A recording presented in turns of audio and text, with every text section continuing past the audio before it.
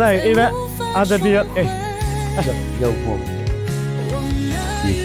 তুই কিন্তু সত্যি সত্যি শান্তি শোনা ভাই তো জিতছ আমি ভাল লাগছে আপনাদের ভাল লাগছে আচ্ছা ঘুমাইতে গেলাম আর কিছু লাগলে জানাবেন।